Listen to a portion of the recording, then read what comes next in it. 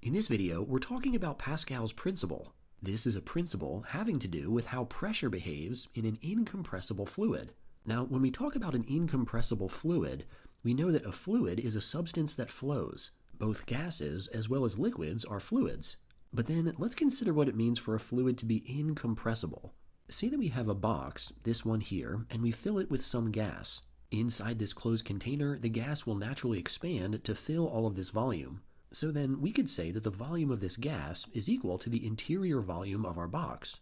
But then what if our box's volume is adjustable? Say that it's possible, for instance, for the top face of the box to be pushed downward. With our gas on the inside, it is possible to push down on this upper face and decrease the box's volume. If we do that, then this box in orange shows us the volume that was lost to the box's interior. This is how much the box has been compressed, and therefore it's how much the gas inside the box has been compressed too. All this shows us that this gas is not an incompressible fluid because we are able to compress it. We're able to make some amount of it occupy a smaller volume. But then, say that we do this. We take water and we fill a large container most of the way to the top.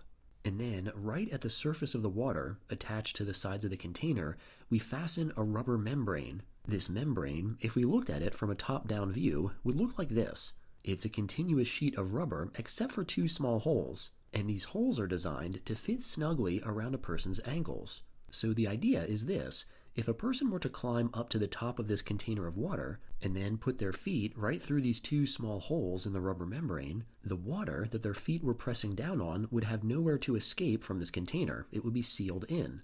So this person, if they could balance while standing up, would be able to have all their weight supported by the water that they're standing on. And this is because, unlike the gas we saw earlier, this water is incompressible.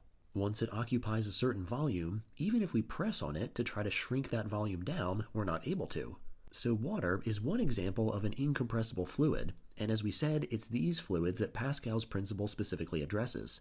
Knowing that, let's take a closer look at this tank of water. Even before the person climbs up and puts their feet through the holes in the rubber sheet, there are some interesting things we can say about water pressure in this tank. First off, we know that the pressure is not the same everywhere for the water in this tank. That's because pressure is created by the weight of the water on itself, which means that water towards the bottom of the tank, down here, is under more pressure than water towards the top. And that's because the water towards the bottom has this much of a height of water pushing down on it, whereas the water towards the top only has this depth of water pushing down on it. We could say that the column of water pushing down on this upper point is much shorter than the column of water pushing down on this lower point. This means there's much more water weight pushing down on the lower point, which means the pressure there is higher. And in fact, if we call the depth of a fluid below its surface level h, then there's even a mathematical relationship telling us what the pressure of that fluid will be in terms of h, the acceleration due to gravity g, and rho, the density of the fluid. In fact, if we multiply these three quantities together, then their product is equal to the pressure of the fluid at some depth, we've called it h. Going over to the left side of our tank, if we call this shorter depth h1 and the larger depth h2, we can see that our equation for fluid pressure due to the weight of the fluid shows us that the difference in pressure between these two elevations in our fluid, we'll call that pressure difference delta P, is equal to the density of the fluid, we'll call that rho, multiplied by the acceleration due to gravity, multiplied by the difference in height between h1 and h2. All this shows us that, indeed, the pressure at various depths in a fluid isn't the same, but rather it varies with that depth. And it's worth pointing out that this equation we've used over here assumes that the density of our fluid is constant. In other words, that density doesn't change as the depth of our fluid changes. This means we're assuming that the fluid is incompressible. No matter how much of the fluid we stack up on top of itself, its density never increases. So if we were to model the pressure acting on the sides of this tank as depth increases, that pressure might look like this. Fairly light pressure towards the top of the container, but then as we go down, pressure increases. Another interesting fact about the pressure in this tank, though, is that it doesn't only push out against the walls or the bottom of the container. If we were to pick a point at random within our water tank, say we pick this point right here, if we had to draw in the direction that pressure acts at that point, we might naturally draw an arrow down from that point since we know the weight of the water above that point is pressing down on it. And that's true, pressure does act that way at this or any other point. But interestingly, it also acts up in the opposite direction. This may seem strange, since we're saying that pressure, due to the weight of water above this point, is able to act up from that point, but it's true. And to see that it's so, we could put a small, lightweight article, like a bit of sawdust, at that point in our tank. If the water in the tank was stationary, and we put a few grains of sawdust at this point, then the dust would effectively stay in place, meaning that the force pushing down on it from the pressure due to the water column is the same as the force pushing up on it. So at this point, or any other point in our tank, pressure acts down as well as up, and it also acts to the left and to the right, and in every direction equally from this point we've picked. And recall that we picked this point at random. Any point that we would have chosen would show the same thing. Say, for example, that we had picked a point up here, closer to the surface. At this second, higher up point, the pressure would again act in all directions from that point, but it would just be less in magnitude than the pressure at the lower point we picked first. So, this is the condition of the pressure of the water in our tank before the person stands on top of it. Then let's say that they do climb up, put their feet through the holes in the rubber mat, and manage to stand upright on this water. What will happen? Well, we know that the feet of this person will create a downward acting pressure at the points at which they contact the water. And it turns out that this added pressure, due to the weight of the person on the water, is transmitted all throughout the rest of the water in this tank. In other words, these arrows indicating the forces created by the water pressure all get a little bit longer. This idea that pressure contributed at one point in an incompressible fluid is transmitted all throughout the fluid is known as Pascal's principle. We can write out this principle as follows. A pressure change at any point in a confined incompressible fluid, and that's what we have here in the case of the water in our tank, is transmitted throughout the fluid so the same change occurs everywhere. That is, the pressure increase created by our person standing on top of the water was transmitted all throughout this fluid so that all pressures everywhere increased by that same amount. When we think about a mathematical equation for pressure, we know that in general, pressure P is equal to a force F spread over an area A. And partly in honor of the development of this principle, the SI base unit of pressure is named after Blaise Pascal. That unit is the Pascal. Now, let's say that when this person stood on top of the water, because of their weight, they added a pressure of 7,500 pascals. If we apply Pascal's principle to the water in this tank, it tells us that all the pressures at every other point also increased by this same amount, 7,500 pascals. That's because this pressure change is transmitted throughout the fluid, so the same change occurs everywhere. Every pressure at every point in the tank goes up by this same amount. It's possible to use Pascal's principle to exert very strong forces. This principle, recall, has to do with pressures, but pressures are related to forces and areas. To see how Pascal's principle can help us understand how to exert a strong force, let's change the shape of our water container. Let's say that our water is now in a sealed container that looks like this. These green lines that we've drawn on top are pistons that can move up or down within the container walls. We can see, though, that the pistons aren't the same size. The one on the left is clearly smaller than the one on the right. Now, let's call the area of the piston on the left A, and we'll say that the area of the piston on the right is 100 times that, 100A.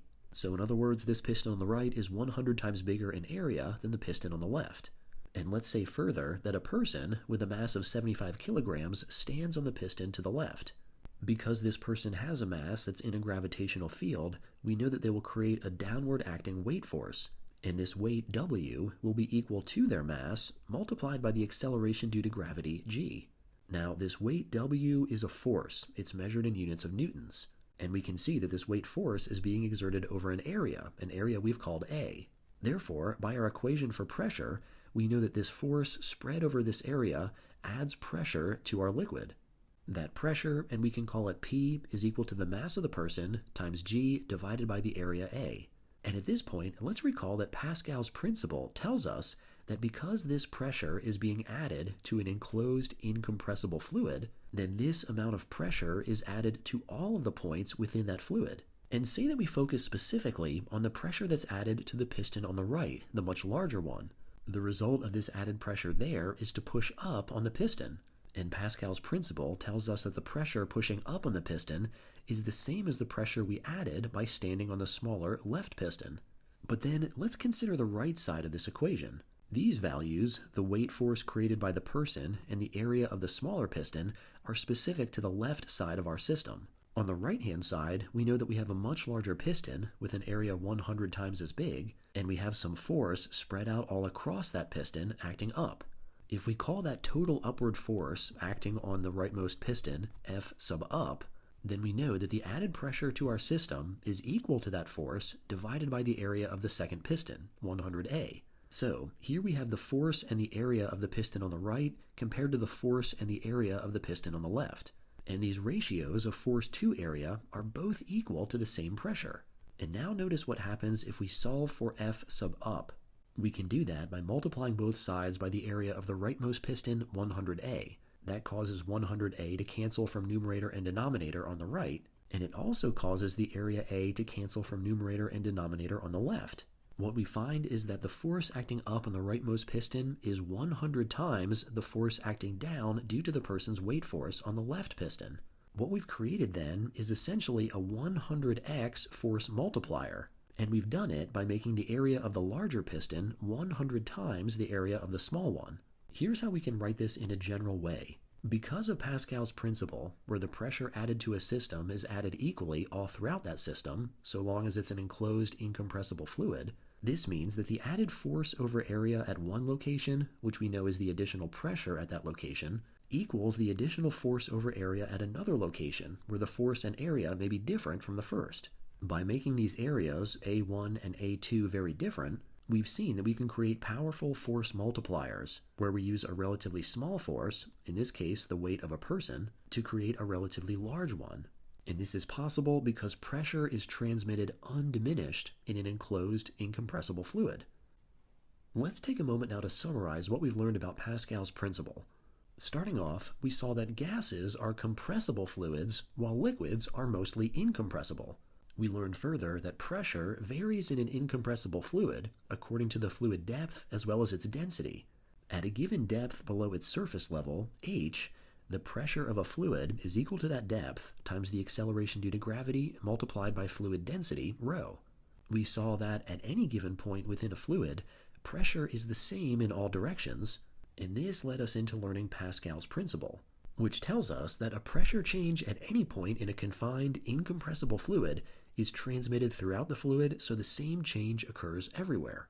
And lastly, when we combine the equation that pressure is equal to force divided by area with Pascal's principle, we found that this let us take the force divided by an area of some part of our incompressible fluid and equate that to a different force over another area of the same fluid. And by setting up the areas A1 and A2, we saw it was possible to create force multipliers using this method.